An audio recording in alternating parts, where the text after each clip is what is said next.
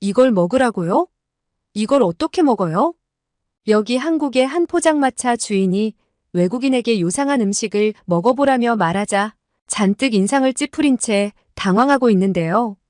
도대체 무슨 일 때문일까요? 오늘의 사연을 소개합니다. 안녕하세요. 저는 프랑스에서 헬스 트레이너로 일하고 있는 루이즈라고 합니다. 2018년 평창올림픽이 열리던 해에 한국을 방문할 기회가 있었는데 아쉽게도 취소가 되는 바람에 못 가고 얼마 전 친구 제시와 우여곡절 끝에 다녀오게 되었는데요. 한국에 못 갔던 이유가 바로 제 친구 때문이었습니다.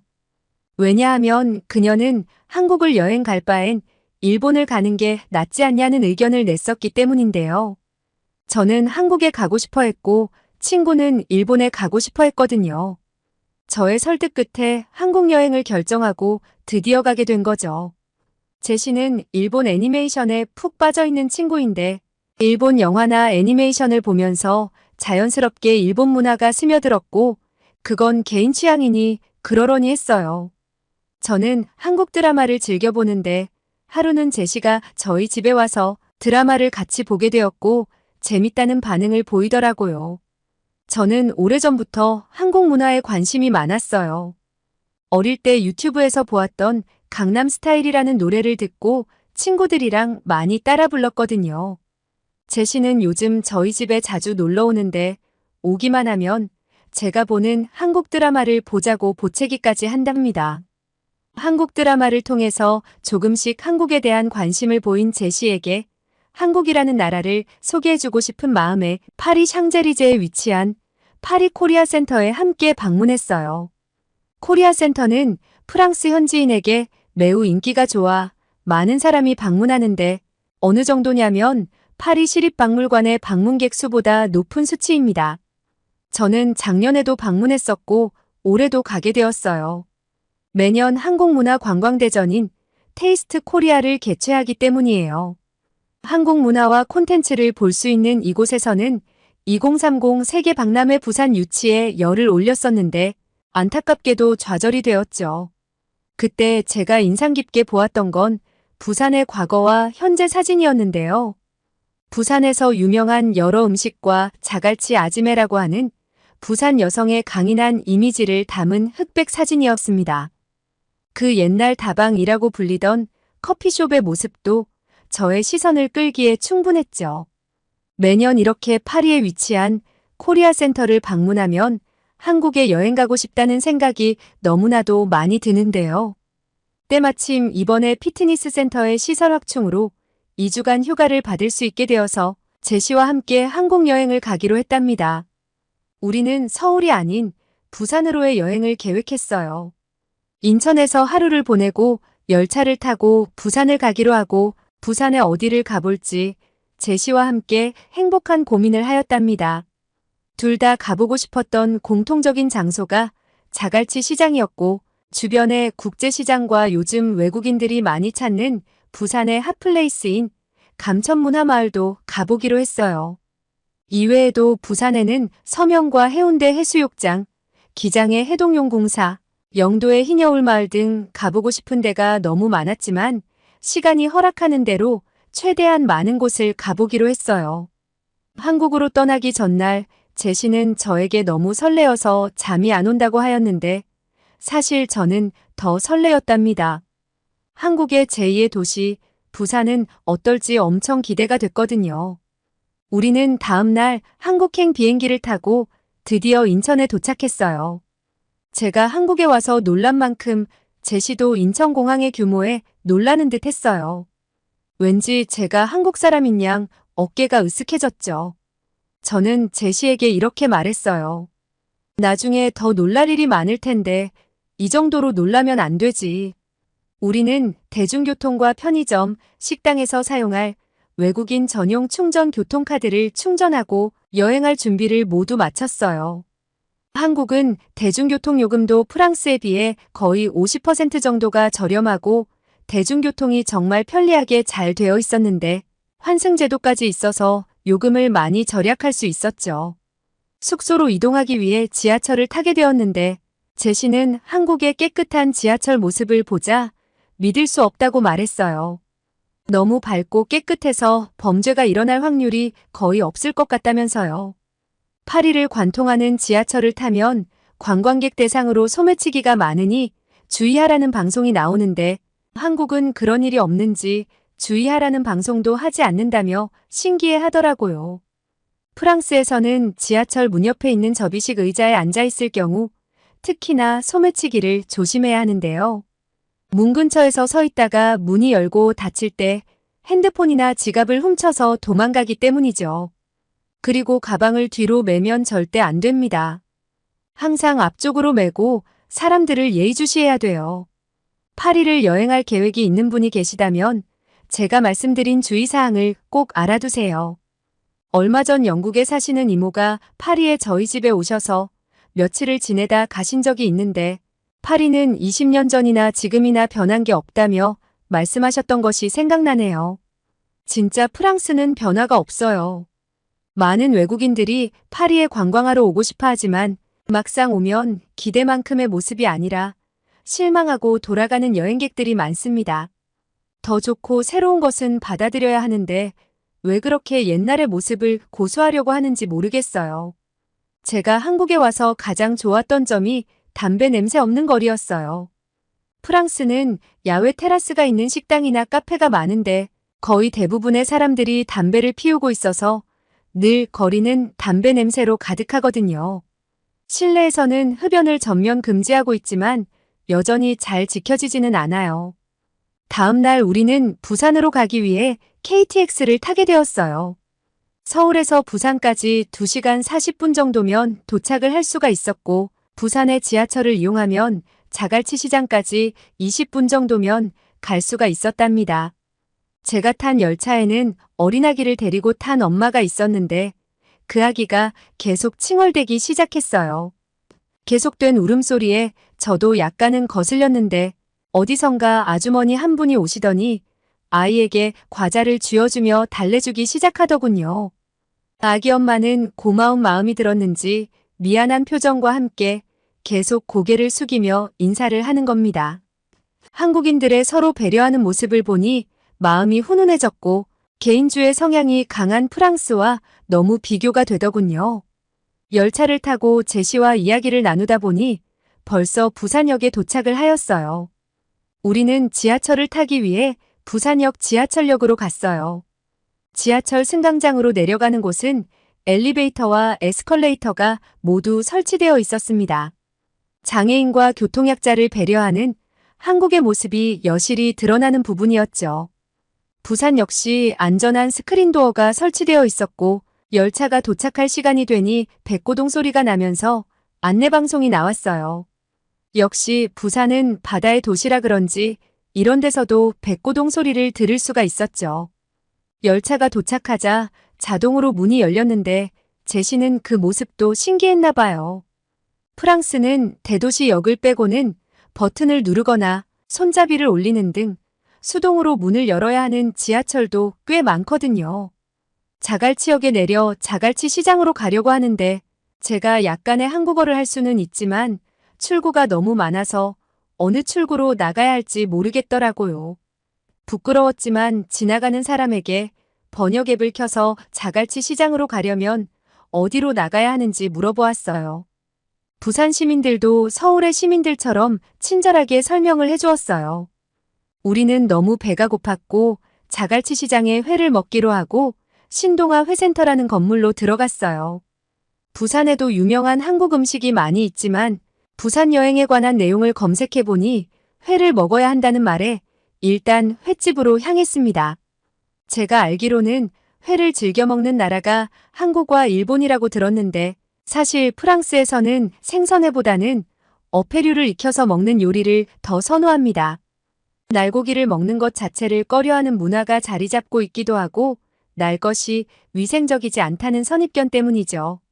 저도 그런 사람 중 하나였지만 한국인이 운영하는 초밥식당에서 초밥과 생선회를 먹어보고 생선회의 매력을 알아버렸죠. 하지만 제시는 처음 생선회를 먹는 거라 약간의 거부감이 있기도 했어요. 맛있다는 제 말만 믿고 여기까지 오게 된 거죠. 저희가 들어간 신동아 회센터에는 싱싱하게 펄떡이는 생선들이 가득했는데 굉장히 많은 상점이 빼곡하게 들어서 있었죠. 여러 종류의 생선들을 신기하게 구경하면서 배고픈 것도 잊었지 뭐예요.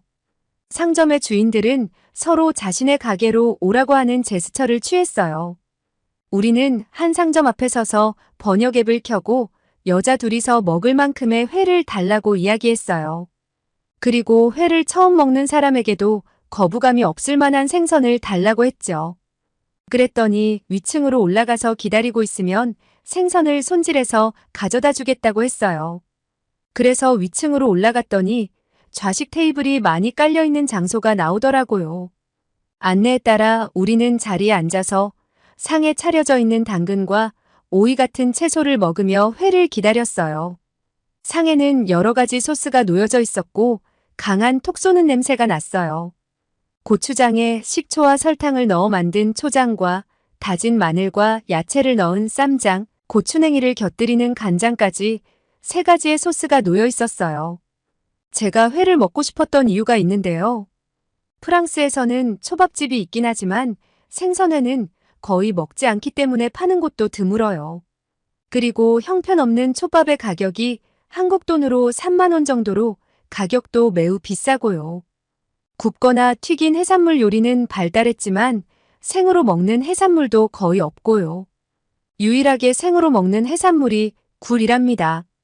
우리가 회를 선택한 건 한국은 회를 먹는 문화가 발달되어 있고 특히나 부산은 신선한 생선회 요리를 먹을 수 있는 최적의 장소이기 때문이죠. 회가 나오기 전 몇 가지의 해산물이 조금씩 나왔는데 멍게와 굴, 잘게썬, 낙지가 그 주인공이었어요. 산낙지가 잘려진 채 꿈틀대는 것을 보자 제시는 기겁을 하였어요. 이걸 어떻게 먹냐고 말하면서 말이죠. 저도 좀 징그럽긴 했지만 이왕 먹으려고 온 거 눈을 질끈 감고 먹었습니다. 보는 것과는 다르게 맛은 상당히 좋았고 달달한 맛이 나는 게 계속 집어먹었어요. 제시는 나중에서야 낙지들의 움직임이 거의 없어질 때쯤 먹을 수 있었고요. 조금 기다리자 회가 우리 테이블에 도착을 했는데요. 서빙해 주시는 분에게 물어보니 광어와 우럭이라고 했어요. 우리는 핸드폰을 꺼내 신기한 회의 모습을 찍고 한 점씩 맛을 보기 시작했습니다. 2가지 다 흰살 생선이었는데 생선을 튀김옷에 입혀 튀겨 먹기만 해본 제시에게는 아주 큰 모험을 하는 것이었죠. 미리 회 먹는 법을 검색해서 알고는 있었지만 외국인인 우리들이 먹는 법을 모를까봐 서빙해준 분이 먹는 방법을 설명을 해주셨어요. 상추나 깻잎에 회를 싸서 먹으라고 권해주셨는데 저희는 일단 생것으로 먹어보기로 했죠. 저는 먼저 초장에 찍어서 맛을 보았어요. 광어보다는 우럭이 더 맛있었는데 특유의 단맛이 느껴지면서 식감도 아주 좋았답니다. 2번째는 간장에 찍어 먹어보았어요. 간장의 너무 짠맛이 저에게는 별로더라고요. 그리고 3번째는 쌈장에 찍어 먹었더니 초장만큼 맛있었답니다. 쌈장은 프랑스의 마트에도 팔 만큼 프랑스 사람들도 좋아하는 소스랍니다. 한참을 먹다가 배가 불러오자 다른 테이블이 눈에 들어왔어요. 신기하게 사람들이 앉아있는 모든 테이블에 초록색 병이 놓여져 있었죠. 처음에 저희는 음료수인 줄 알았는데 알고 보니 한국의 술인 소주였어요. 작은 잔에 서로 소주를 따라주며 잔을 부딪히는 행복한 표정의 사람들을 보니 저도 기분이 좋았답니다. 우리는 회센터에서 나와 자갈치 시장을 구경해보기로 했어요. 여기서 장사를 하시는 분들이 바로 자갈치 아지매인가요? 시장은 상인들과 손님들로 북새통을 이루고 있었는데 매년 가을이면 자갈치 축제가 열린다고 했어요. 축제 기간이 아닌데도 이렇게 복잡한데 축제 기간에는 얼마나 사람이 많을까요? 자갈치 시장은 한국이 일제강점기 때부터 수산물을 파는 노점들이 있었다고 하는데요. 한국 전쟁으로 피난민들이 부산에 터를 잡으면서 자갈치 주변 해안가에는 작은 집들이 다닥다닥 붙어 생겼다고 합니다. 생계를 위해 생선을 파는 노점들이 계속 생겨나면서 자연스럽게 대규모의 수산시장으로 형태를 갖추게 되었다고 해요. 자갈치 시장은 바다를 인접하고 있어서 짠 바다 냄새가 진하게 풍겨왔어요. 싱싱한 해산물과 생선들을 보니 사가고 싶은 생각이 들더라고요. 일반 건물의 상점이 아닌 파라솔 우산이 연달아 펼쳐져 있고 대야나 소쿠리 같은 곳에 생선을 올려놓은 모습은 정겹기까지 했습니다. 굉장히 역동적이고 에너지가 넘치는 것이 저까지 힘이 생기는 듯 했습니다. 그리고 자갈치 아지매의 큰 목소리도 인상 깊었어요. 뭐라고 말씀하시는 건지는 알아듣지 못했지만 사람들을 사로잡는 카리스마가 느껴졌죠. 우리는 자갈치 시장을 나와 맞은편에 있는 국제시장으로 향했어요. 국제시장 역시 광복 이후 일본인들이 남긴 물건과 해외 동포들이 가져온 물건들을 거래하면서 생기기 시작했고 미군 부대의 물건까지 취급을 하면서 국제시장이라는 이름이 붙었다고 합니다. 그곳에도 역시 사람들이 많았습니다. 부산은 바다의 도시라 그런지 생선으로 만든 어묵을 파는 상점도 많았어요. 어묵의 종류가 엄청나게 많았는데 먹어볼 수 있게 조그맣게 잘라놓았더라고요. 저희는 몇 가지를 맛보고 너무 맛있어서 사서 먹으려고 했더니 옆쪽에 어묵과 떡볶이를 파는 곳을 발견하고 그곳으로 들어갔습니다. 많이 돌아다녀서 그런지 금방 배가 꺼져서 배가 고팠거든요. 그곳에는 어묵과 떡볶이, 비빔당면이라고 하는 것을 팔았는데 우리는 세 가지를 모두 주문을 해서 맛을 보기로 했어요. 떡볶이는 원래 알고 있었던 한국의 음식인데 프랑스의 한 식당에서도 볼 수 있는 메뉴예요. 하지만 비빔당면이라는 건 처음 들어본 메뉴였고 맛이 궁금해서 먹어보고 싶었어요. 매운 걸 전혀 먹지 못하는 제시는 맵다고 하면서도 떡볶이를 엄청 잘 먹더라고요.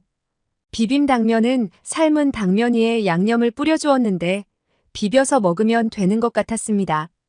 잘 비벼서 맛을 보았더니 짭짤 달콤 고소한 맛이 느껴지는 게 양념이 정말 맛있더라고요. 따뜻한 어묵 국물은 감칠맛이 느껴졌고 약간 불편했던 속을 달래주어 좋았습니다.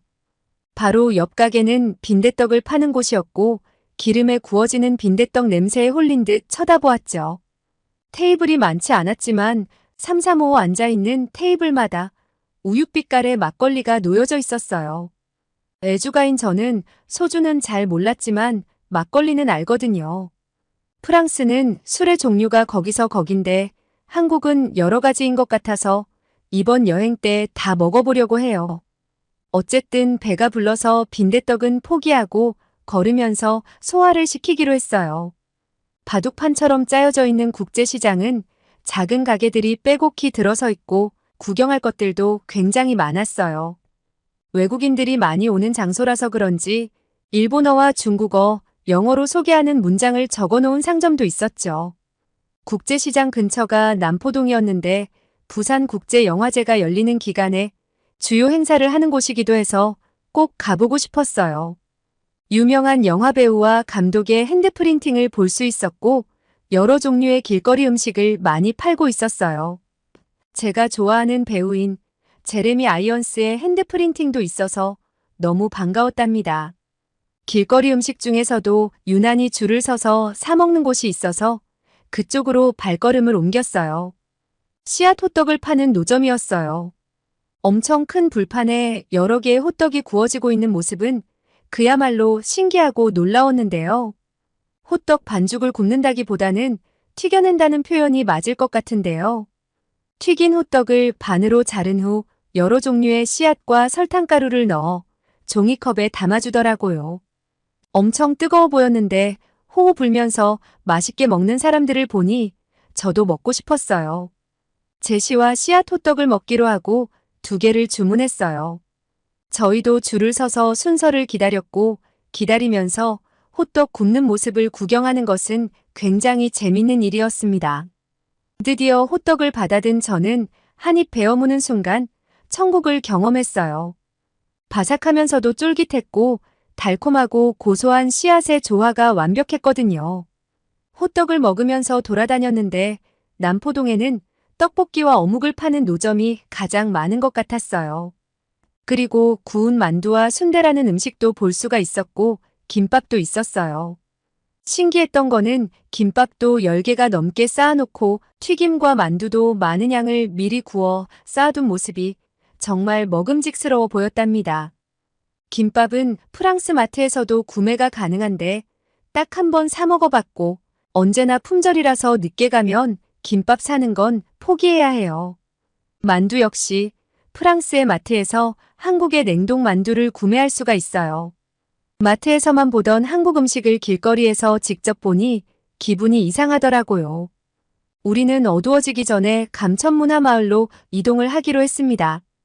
국제시장 근처에서 감천문화마을로 가는 버스를 타고 이동을 하는데 저는 버스가 산으로 올라가는 줄 알았어요. 꽤 비탈진 찻길로 버스가 올라갔고 근처에 내려 우리는 걸어서 등산을 해야만 했습니다. 이렇게 높은 지대에 사람이 산다는 게 신기할 정도였는데 오래전 이런 곳에 마을이 생긴 이유가 있었어요.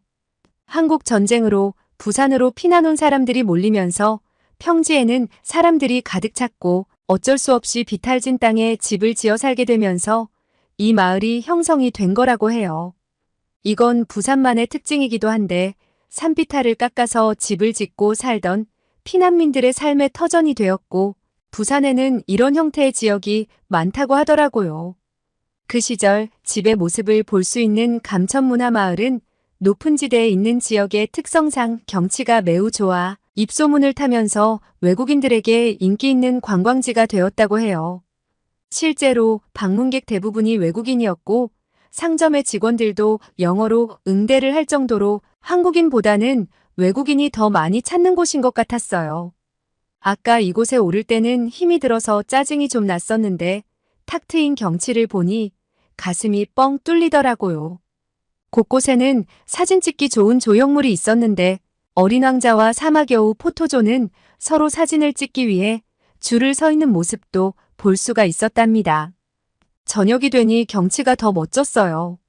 아래에는 빽빽한 집들의 조명이 보였는데 분명 아름다운 모습이었지만 뭔가 모르게 애잔한 느낌이 드는 동네였습니다. 우리는 감천문화마을 근처의 에어비앤비에 예약을 해서 하룻밤을 보내고 해운대로 출발하기로 하였죠. 저와 제시는 약 10일간의 여행을 하였고 부산의 매력과 부산 음식에 매료되고 말았어요.